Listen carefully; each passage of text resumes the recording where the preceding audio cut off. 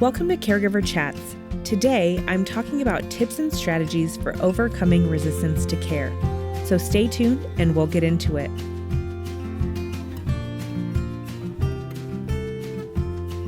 Hi, Dr. Lakelyn here. I'm a gerontologist and caregiving advocate for Home Instead, an honor company. When caring for an aging loved one, I often hear from caregivers that their loved one won't accept help, either from family or won't accept help into the home. This can be challenging for families, especially when they see clearly that their loved one needs support or that they're on the brink of caregiver burnout and they really need a break. I wanted to talk through why older adults might be resistant to care and offer up some tips on how to overcome this resistance in whatever form it takes. I'm so excited to talk more about this today with fellow caregiving expert Michele Manger. Michele is a certified dementia practitioner, certified coach, and has a master's certification in gerontology. She's also working towards her PhD in gerontology, which is so exciting. She is a consultant, coach, speaker, and podcaster. Her podcast is called Inspired Caring. I'm so excited to chat more with her today. And since Michele and I are both in the same city, we are actually live in person, which is so fun. Hi, Michele. Welcome. Hi, Lakelyn. Thanks for having me. Oh, I love that we're both in person. It's so rare that I get to do this. It's such a treat. It's a treat for me as well. Everything I do is on Zoom. So Same. So it's nice to be IRL, as the kids say, in real life. In real life. Well, thank you so much for joining me. I'm so excited to have you. I have listened to your podcast over the years, and I'm just always inspired, which I love that your podcast is called Inspired Caring. But I truly am always inspired after I listen to your podcast. You offer such great advice, resources, tips. So I'm excited to talk with you more today. Well, thank you so much. And the feeling is mutual. I've enjoyed so many of your episodes, and I'm grateful that you are bringing your expertise to this field in this way. So thank you for stepping out and starting a podcast. Oh, well, thank you. Well, it's people like you that I'm like, oh, look at the great work they're doing. I want to share too. And as we were talking about before we got to recording, there's so much need for caregiving support out there. And there's a group of us doing it. And it's so neat when we're able to connect and collaborate. And then the fact that you're getting a PhD is amazing in gerontology. So I just want to say congrats on that. Keep going. It's hard, but it's so rewarding. And I just wish you the best of luck on that. Thank you. One day, one class at a time. Yes. Yes. I had mantras like that during my program. So, well, today we are here to talk about kind of overcoming resistance to care. But before we do that, I would love for everyone to just get to know you a little bit. So would you mind sharing a little bit about yourself, your background in caregiving, and also more about what you do professionally? Absolutely. So my caregiving journey began when I was 27 years old. And from age 27 to 37, while my husband and I were growing our family, we have 3 children, I was the primary caregiver for both of my grandmothers. Wow. So many of us in this space, our grandmothers are the inspiration for the trajectory of our careers. And Yes. that is certainly the case for me. I help them with everything from making decisions about driving to it's time to move out of their home into long-term care.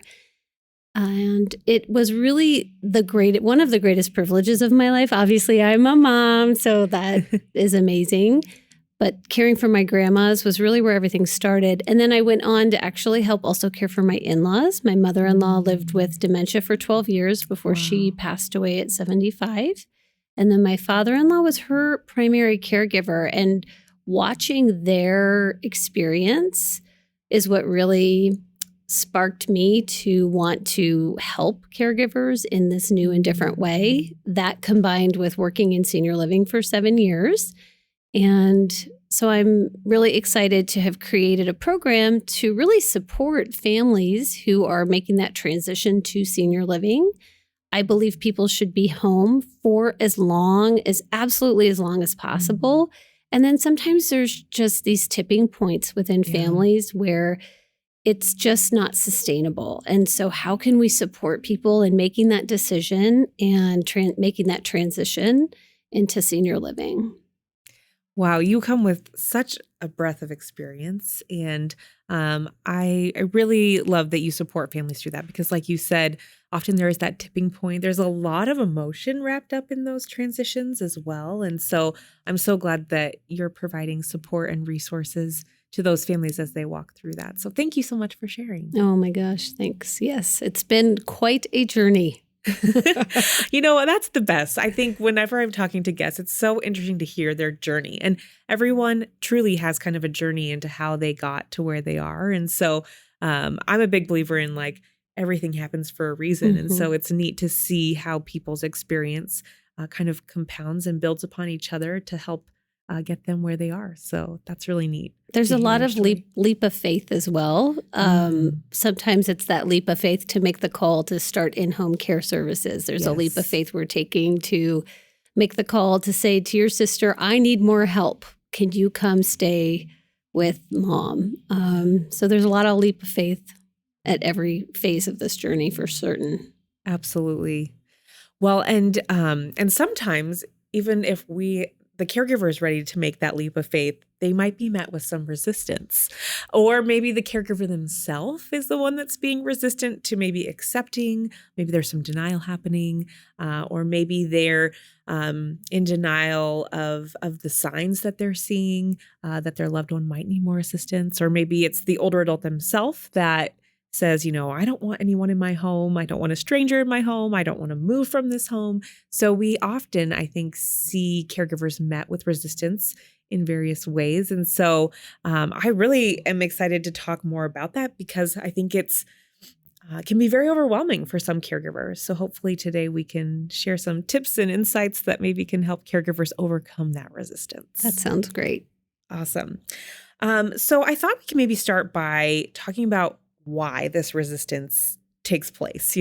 What are some of the challenges that we see when it comes to an older adult or a family caregiver being resistant? And maybe we'll start kind of with the older adult and their resistance and then maybe move to the caregiver side of things. So is there anything that really jumps out to you? The first thing that immediately comes to mind with our older adult family members or whomever we're caring for is they do not feel like the older adult, right? We have chronological age, we have subjective age.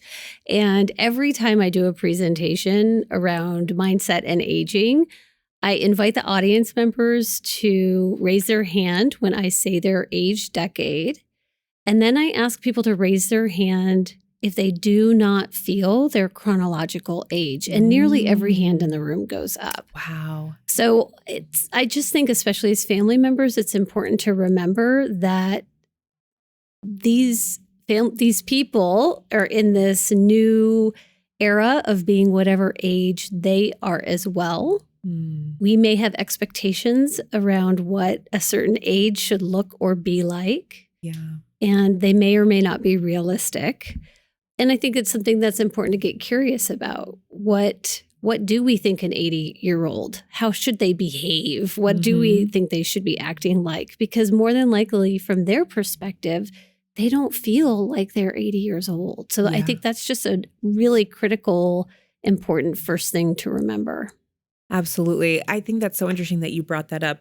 There's the chronological age, the subjective age. And then on a previous podcast, I was talking with Maddie Dykewald about how there's kind of like our health span versus lifespan too. And so while you may be a certain age, your health and your chronic conditions may not kind of line up, or you may feel like physically a little more older or more spry than your chronological age. So I think that's so important to keep in mind and kind of think about it from their perspective. So that is a really good thing to keep in mind. Yeah, absolutely. And I think from the older adult's perspective, also, it can also be hard to self-assess. It's hard for us to gauge where we are realistically with where we think we are and where we want to be. So sometimes we can be resistant to receiving additional care or services or help from our family members because in our minds, we're actually doing better than we think we are. And I even think I'm 52 within my peer group, we're a very independent society and we're used to handling things by ourselves. And it's hard to look inside and say, okay, right now in this chapter, actually, I think a little help would be great, even if it's temporary. So there's a little ego happening there too. Yeah. I think it's so interesting that you brought up the word independence too, because I think that kind of plays into this whole equation. As you mentioned, we're all very independent. We've grown up that way. I remember when I was 16, I couldn't wait for the car keys because that meant freedom. I could be independent and do things for myself. So you get to maybe a certain age or a point in your health span or your lifespan where you might need some support and you're admitting, I can't do this on my own. And so there might also be some fear kind of wrapped into that too. Because if you admit to maybe your adult child, I need a little help, you might become fearful that they're going to jump right to, okay, well, we're going to move you out of the house or something of that sort. So I think sometimes there's also that fear. Absolutely. And I think it's very easy. Our brains easily go to the dark side to play out worst case scenarios or these extreme situations when really it's never going to be the best case scenario or the worst case scenario. We're probably looking at something in between. Yeah. That's such a good point that you just made, Michele. And I think another one to think about from maybe the family caregiver thinking about their loved one is often I hear an older adult or the person that's receiving the care, they don't want to be a burden to family.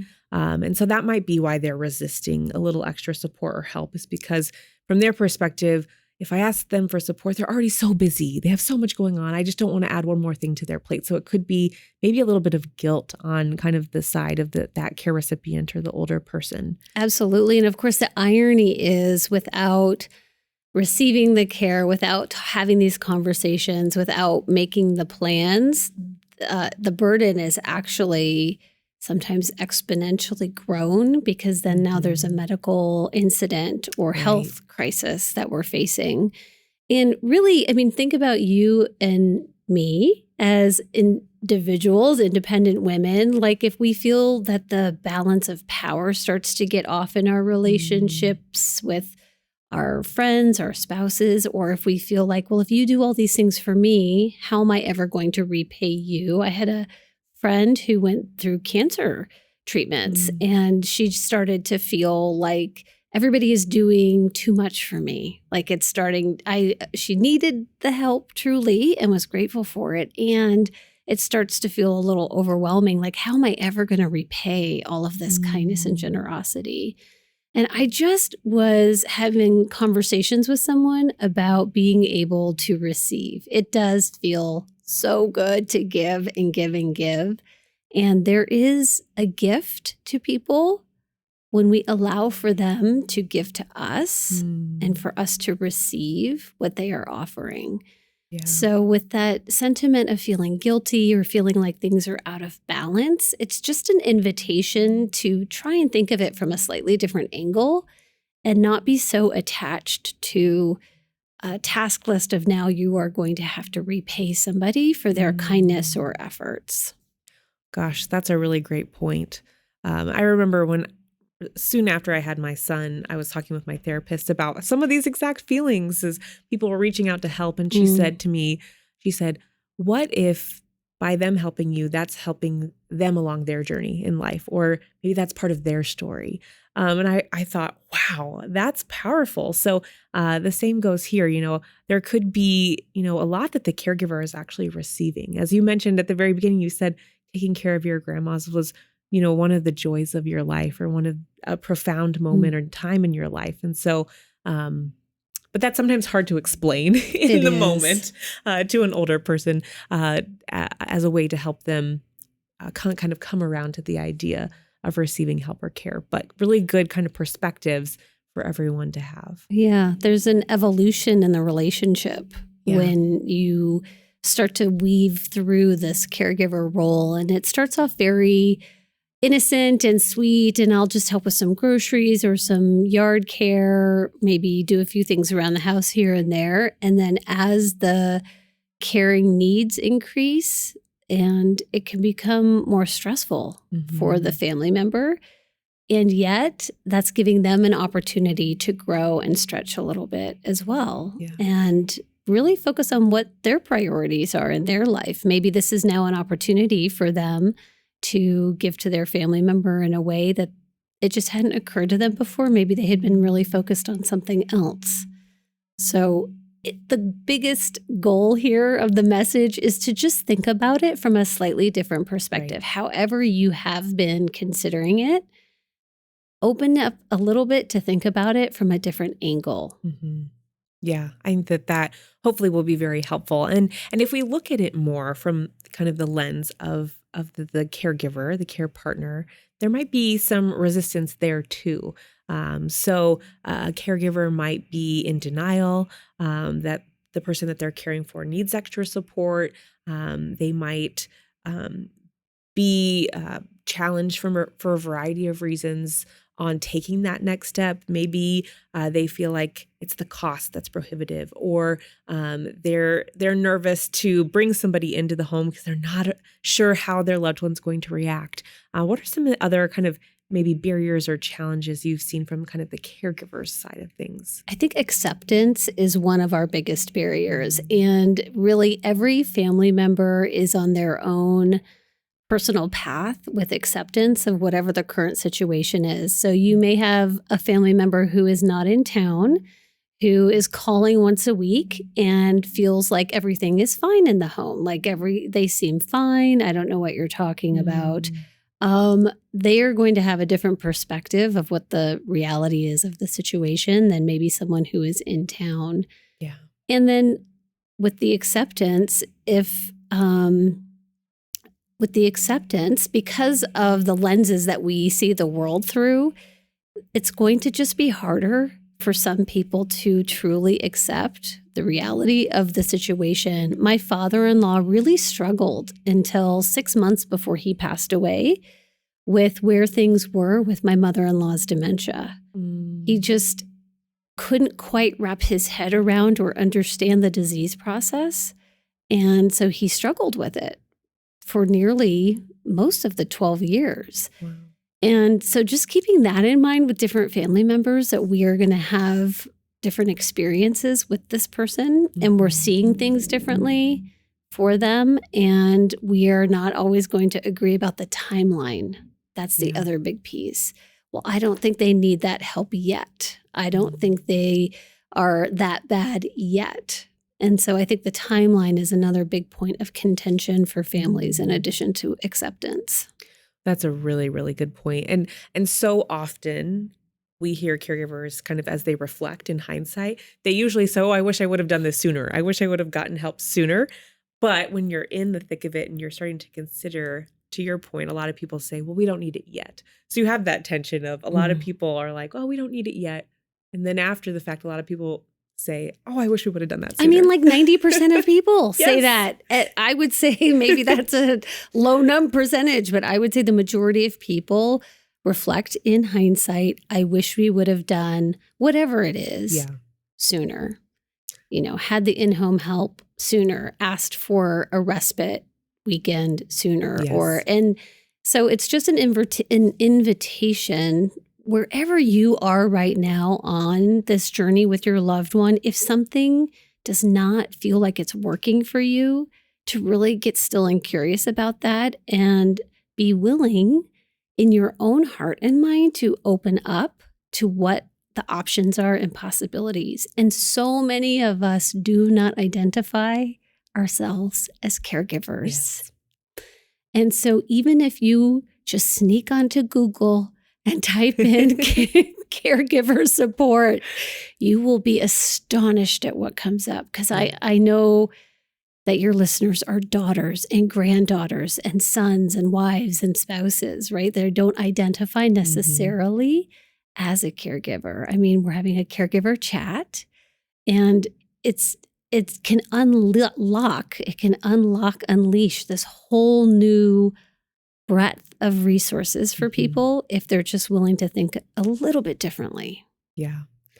To your point, that could be a barrier too, is people don't see themselves as a caregiver, so they don't identify with the resources that exist or even know about it. So I love your suggestion of do a quick Google search and you might be overwhelmed, or go back and listen to episode, I think 3, top 10 resources every caregiver should know that we did, just as a place to get started, because it can be overwhelming. Once you do unlock that key to discover that there are resources, it can sometimes be overwhelming.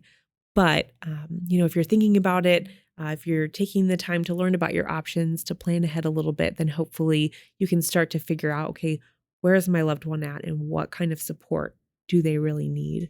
Right. Well, and they're in the right place listening to this podcast that you host, because you are bringing them unlimited resources that will be available to them. So at least giving themselves a little bit of credit that they are in the right place by listening to you right now. Absolutely. That's a great point.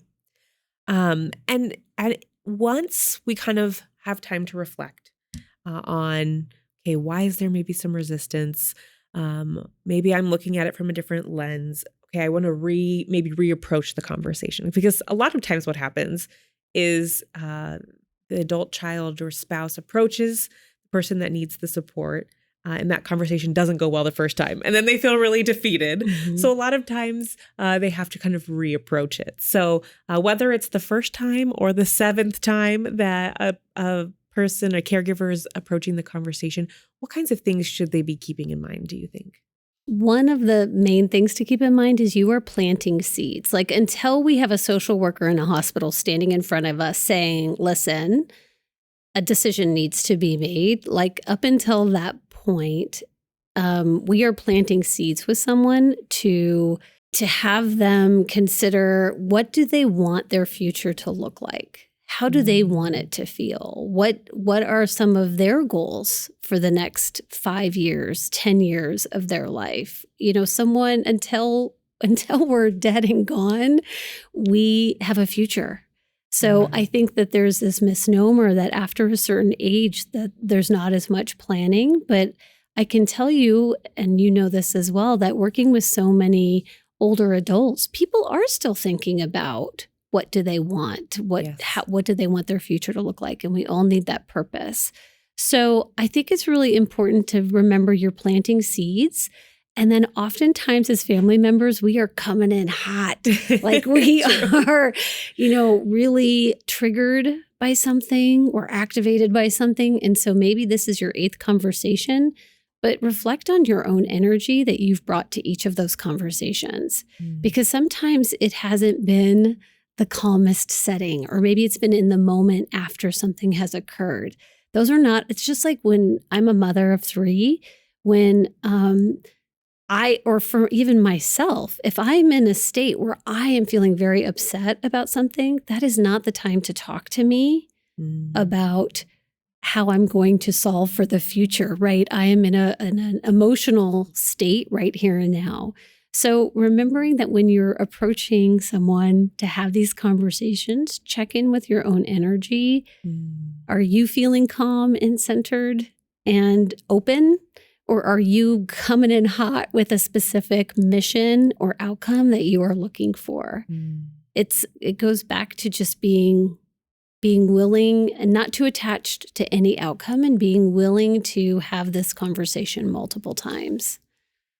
That is so important, to kind of check your own energy. I think that there's so many instances when we just kind of, for some people, let our emotions get the best of us, and we think that maybe we're having a constructive conversation, but maybe it's either going over the person's head or they're also emotional and really can't take it in. And so I think that, great point to check in emotionally. And I think one piece of advice that I've offered up from time to time is, set the stage for a later conversation too, to approach the care recipient, the older adult, and say, I would really like to talk more about this. Can we schedule a little time to sit down? That way you're not catching them off guard, and you give them time to maybe process and think through what's important to them. And then you can kind of go to that dedicated space and time to have more of an open and honest conversation. And maybe by then the emotions have died down, and people are able to share more openly. Yes. I mean, in the coaching world, we call that a container, right? You're setting the intention for a container, a safe space to have a conversation that can get pretty vulnerable. and potentially upsetting. So I think that's such a great idea. Well, I'm not a counselor, and so I'm glad to know that tip is something that counselors often offer up. And I didn't know there was a name for it, so I learned something new today. Thank you. Any other kind of ideas or thoughts on the various ways to approach the conversation, or any even like conversation starters? Some people are like, that all sounds great, Michele and Lakelyn, but what do I actually say? What are some maybe words or conversation starters that somebody could obviously tweak to fit their situation, but could help get the conversation started? I think one of the conversation starters that I have used often with family members is, how are you feeling about things lately? Just checking in with them. Have they noticed anything that's different? Especially if there has been a situation that was maybe different than how things have been in the past. In our family, we were preparing for Christmas dinner. We had an aunt and uncle coming over, and my mother-in-law had delegated the meat to the aunt, and she was to prepare the sides. And they literally walked through the door with the pork tenderloin, and there were no sides. Like, she was, early dementia symptoms at that time. So that gave us an opportunity to go to my father-in-law and say, have you noticed anything? Does it feel like things have maybe shifted a little bit for her? Are there other things that have come up? I mean, the holidays are stressful, so that can be a challenging time anyway. But so I love that approach. Just, have you noticed, maybe with their spouse, or even with themselves. I also like the idea of, we want to make sure we're not coming across like we're keeping score. Because oftentimes we have noticed a lot of things, or things are not the way that they used to be. And so it's this very fine line of, I've noticed that you're taking a different way to the grocery store than you have in the past. Or is there anything for you specific that you are observing? And again, it's very sensitive. We want to be careful that we're backing down if they are upset with us. I think also the idea in our minds as human beings, if we think anything is permanent, it starts to feel like we're backed into a corner. So the idea of, would you be open to the idea of? Would you be open to the idea of having help on Monday afternoons? Just keeping it super light. Is it it's open to consideration, and it would maybe be temporary as opposed to permanent? Like, you need help. That's it. We're going to have more people coming into the house. Would you be open to the idea of? And then if you're observing certain things that they just don't like to do anymore, like maybe the laundry is really stacking up in the home, how would you feel about delegating just that one thing? So it's not like everything. We're not having someone come in to take over everything, but what would that look like to just have that one thorn in your side removed? How would that feel? I really like that open-ended approach. And again, I think it goes back to what we were talking about earlier, that independence, and maybe the older adult or the person feeling maybe like they're losing some sense of control. So when you do open it up to be more open-ended and ask them, is this something you'd be willing to try? It does give them agency. It gives them, ownership over that decision. It's not just something that's being forced upon them. So I do really like that suggestion of an approach that's open. And that's something when I was working, when I work with families on the topic of home care, we kind of sometimes approach it from that perspective. Would you be open to trying it for maybe a month and seeing how you like it? And you don't have to, if you don't like it, we can revisit the conversation. And I think, again, it's that openness, that's the temporariness of the situation that makes them, open to trying it, truly trying it. And a lot of times people find that they enjoy it. And at the end of the 30 days, you don't even have to talk about, do we want to continue? Because the answer is obviously yes. But in some instances, it's not. And so then it opens up for more discussion and dialogue on, okay, well, if this is not the right situation solution, what else can we try as a family? What are our other options? Right. Yeah, that's so great. And I love that it's not, let's try it one day or one week. It's let's really give this an effort, because I think it's very easy to say, well, I tried it. Never mind. I'm not doing that. Right. Versus really once, and I mean, it goes back to the reflection and people saying, I wish I would have. Once people do thread through additional support and resources, there's this human connection that's established, and there is a caregiver strain that is alleviated, and it's invaluable, and it can shift the trajectory of someone's ability to actually stay home. Yeah, if they have that additional support. And then again, back to sometimes we just do get to this point because we have some checklists that I like to go through with people about what's working and what's not working, and how do we make decisions for what's next. The plans, not promises. Yes. Yeah. You do a great podcast you have a great podcast on that very topic, make plans, not promises. So I would encourage our listeners to go check that one out. I really like those thoughts that you just shared, Michele, and I can't wait to continue this conversation, but we're going to take a short commercial break and we'll be right back. This podcast is brought to you by Home Instead, an honor company. If you find yourself needing extra support as a family caregiver or time away from your caregiving responsibilities, Home Instead can help. Our home care services are delivered by compassionate care professionals and range from personal care, meal preparation, and medication management to Alzheimer's care and hospice support. Visit homeinstead.com to learn more and to find a location near you. Michele, we've talked about so many great tips, and I would just love to continue the conversation because this topic is really robust. It seems very narrow when we started talking about this conversation, but really overcoming resistance and having open conversations, it's quite complex because every situation is different. And so it can be hard to give family members kind of blanketed advice on a podcast like this. Sometimes you do need to maybe involve a third party, somebody outside of the situation to kind of lend an ear or to give ideas or support.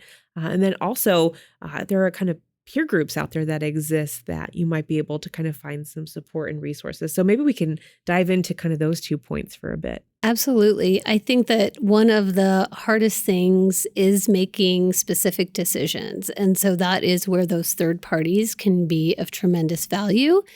And what resources have their peers used would be a good first place to start. Like if you are just in conversation with your family members and they are talking about their friends, what are their friends doing? What are those support resources that they are using?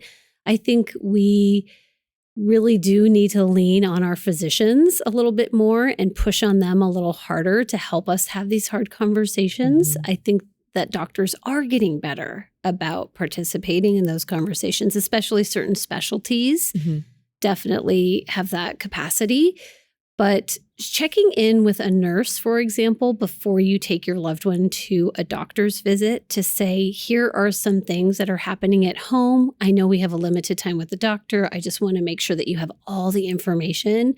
And could you please help us with appropriate resources or how to make decisions on next steps? I mean, very pointedly, a neurologist said to my family, it's important that you figure out what memory care would be the best option for your mother-in-law, because at some point that is going to be that could be needed depending on what the resources are at home. So those third parties of, again, the hospital social worker, if there has been a stay in the hospital, pastoral care, physicians, these people are trained to, and they have an interest in helping us and seeing us be successful. So leverage those people.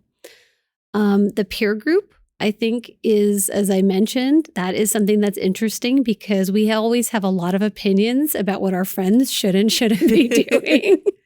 And so it's sometimes easier from if you are that third party looking in at a peer group, to have an opinion about something, but then that's where we can gently pull that back to the conversation with our own family members. Well, I know that Joyce felt it was really helpful once she started having some additional help at home, or once she, made that decision that it was time to actually downsize. What are your thoughts on that?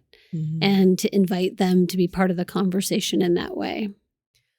Yes, I think that sharing of other people's experiences, because we all relate well to stories and to sharing.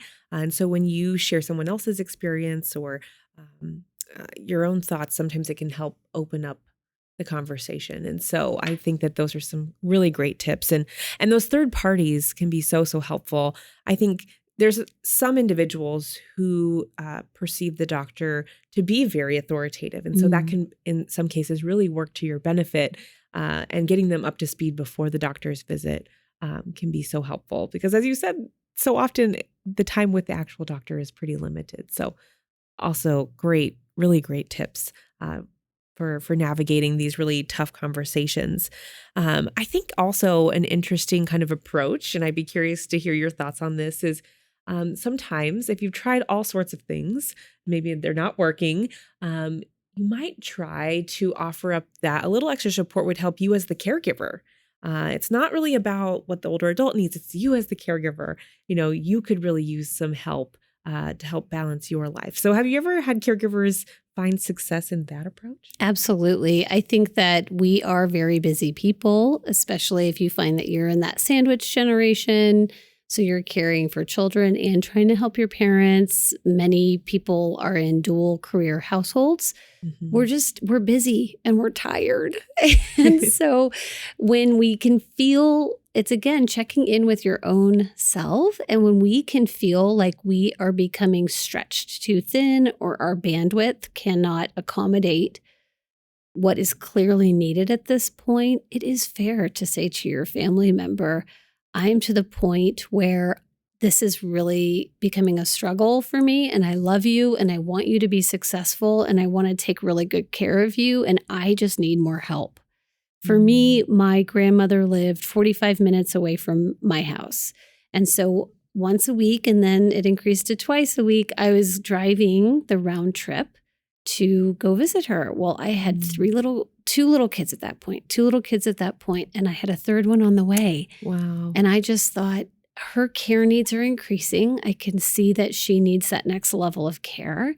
My situation, my circumstances are changing. And so when we have to adapt to changing circumstances, we were used to doing that in our life all the time.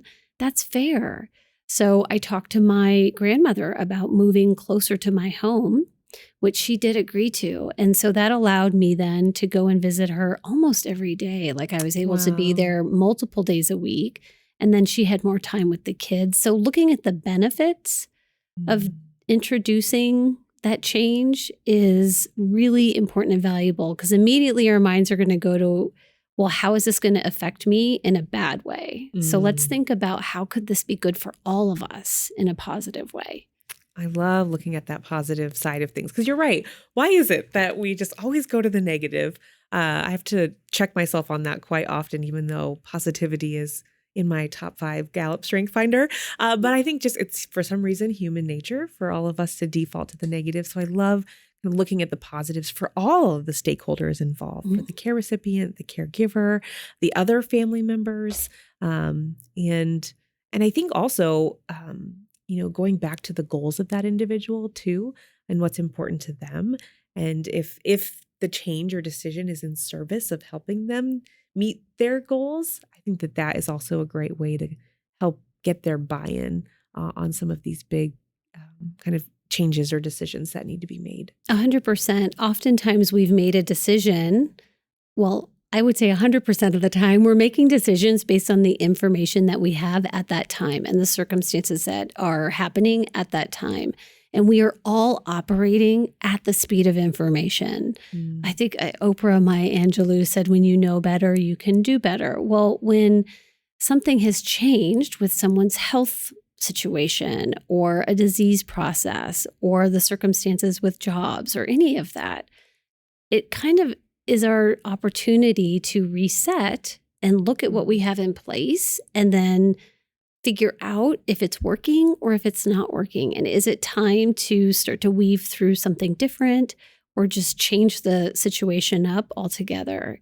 It's fair for all parties. I like you said, stakeholders. It's fair for everyone involved to be part of that conversation if things are different and have changed. And Lakelyn, we want to be healthy and we want to feel good and we want to live full, long lives. And the human body is not designed to be immortal yet. I don't know what's happening. Hopefully not in our lifetime. But, there is a human element. I mean, that's everything to this, that we are at some point going to decline or just drop dead. I do say dropping dead is not a plan. That's true. Yes. But so, it's fair at each chapter to reevaluate and reassess and what's working and where could we have something different? Where are the opportunities for improvement? And I think, gosh, this all kind of comes full circle too. It's when those changes are taking place and you're looking at it from all sides. It goes back to that reciprocity too. How can this be a good situation for everyone? How can, even if more care and support is needed, how is it also going to benefit the person that's giving the care? And so can kind of open it up for that type of a conversation as well as this is really going to be beneficial for the both of us. Let's look at how maybe we can both make some adjustments. Because I think sometimes too, caregivers get in this mindset of I have to accommodate my loved one and to a point of exhaustion or to the point where I'm stretched so thin I'm at burnout, which we see so frequently. But can the older adult too also make some adjustments to how they're living or the way they're living or the needs that they have to help you kind of find that balance that you need as a caregiver so you don't get stretched too thin and get burnt out. Right. I mean, we've all been in relationship with one another for a really long time. So again, we want each of us to be successful. Something that just occurred to me as you were speaking was how often are we going to our loved one and asking their opinion on anything? I feel like as family caregivers, we get very caught up in this role of solving the next problem. And it's very easy to go to Google for all the fun stuff, like what temperature should the oven be at for baking muffins, whatever that is. Just when was the last time you had a conversation where you were just calling and asking them for their advice or their opinion or their input on anything in your life? I'm up against this challenge at work. What do you think I should do? I think as caregivers, again, we just get very caught up in how am I going to take care of you? And I think that's a really beautiful way to tap this really wise, beautiful soul, this resource for us, and stay connected in other ways, except for just around the healthcare and the next crisis we're trying to manage. Absolutely. Gosh, I love that drawing on that wisdom. And sometimes, for us in the home care world, we find that if somebody brings in support like a home care provider, it actually allows space for that daughter to be the daughter again, or the wife to be the wife again, and kind of go back to that family role. And they don't have to do as much of the caregiving role. It's never going to, make it revert entirely, but it does sometimes, if you're able to get support, gives you that kind of that opportunity to just do what you mentioned, be that family member and spend time together having a cup of tea instead of running all over the house doing all the chores, or have time to story tell and reminisce. And maybe it feels like less of a burden because you have some of that extra support. Absolutely.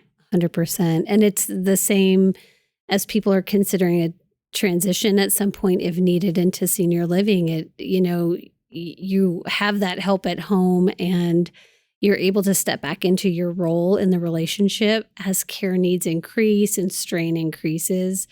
There's just an opportunity again to reevaluate, like, what do we need as a family? What's going to work best for us?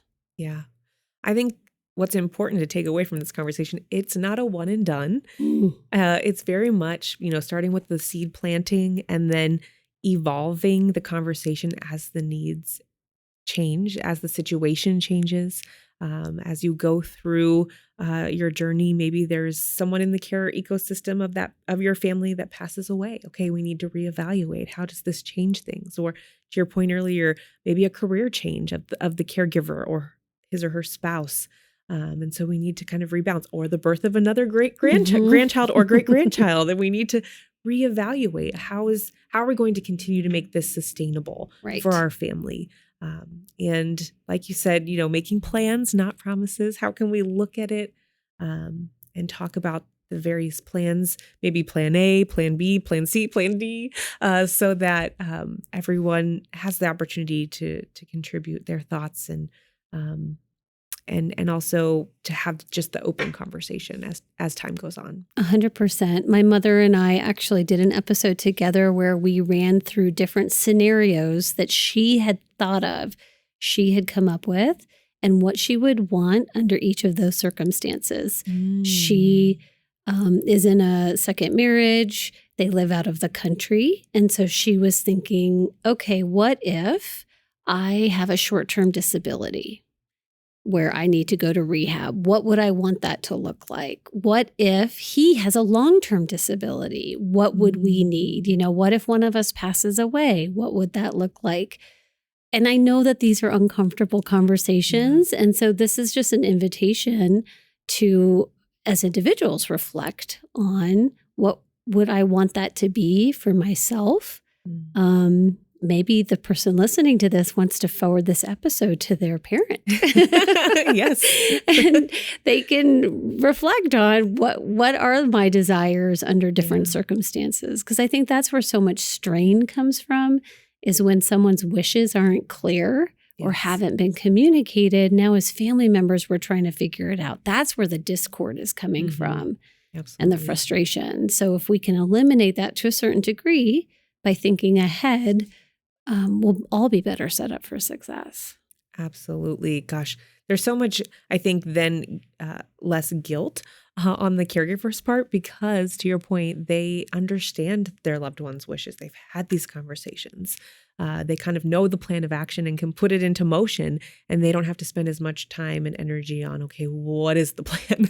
Right. It's more on, okay, this stressful thing has occurred, but yet we know the plan and here's how we're going to move forward. And so, gosh, if I had the option, I definitely would want the less stressful one. Right. So I hope this conversation today is encouraging those that are listening, families out there, to start having these conversations and to do it before there's a major health event or crisis. Because as you and I know very well, that's often when these conversations are being had. And in those moments, the best decisions aren't always made. People don't have all the information. They might not be making the best decisions. And then in hindsight, have a lot of regret and shame and guilt that could be avoided. Right. They're very emotionally charged up. And so it's really important to regroup, reset, recenter, and think about that short-term solution and then also the long-term picture. What do we want this to look like in the long run? Such great advice conversation. We could talk about this for hours, but we will let everyone get on with their day. But before we do that, Michele, how do people connect with you? How do they follow your podcast, which is incredible? Go out there, check it out. Please tell us how we can stay connected to you. The podcast is called Inspired Caring. And you can also find me on Instagram at Inspired Caring. And then MicheleMagner.com. There's only one L in Michele. I don't know why my parents did that to me, but there's only one L. MicheleMagner.com. And I'm Michele Magner on Facebook and LinkedIn. So wonderful. And we'll put those links in the show notes too, so people can easily find you. Michele with one L. Thank you so much for joining me today. I have really enjoyed this conversation. And I'd love to have you back again someday to talk more. I'd love that. Thank you so much for having me. It's been fun. As we wrap up today's episode, I want to thank Michele so much for joining me today. I hope that the tips and ideas that we have covered can help you navigate any resistance that you might come up against in your caregiving journey. If you've ever faced challenges getting your loved one to accept care, I would love to hear them. You can always email me at caregiverchats@homeinsteadinc.com. That's caregiverchats@homeinsteadinc.com. I hope you'll tune in to the next episode of Caregiver Chats, where I'll be talking about Parkinson's caregiving. Parkinson's is a disease in which we see family caregivers playing an important role, and there are some challenges that are unique to Parkinson's caregiving. If this is something you're facing or you're interested in learning more about, I hope you'll subscribe to this podcast so you can be notified of the episode. I also invite you to follow us on Facebook at Home Instead Inc. Again, that's Home Instead INC for previews of upcoming episodes, caregiving tips, and more. You can find all of the links from today's episode in the show notes. Thank you so much for listening, and please remember to take good care of yourself while you care for others. Caregiver Chats is brought to you by Home Instead. If you're looking for in-home care to support you on your caregiving journey, please visit homeinstead.com to learn more.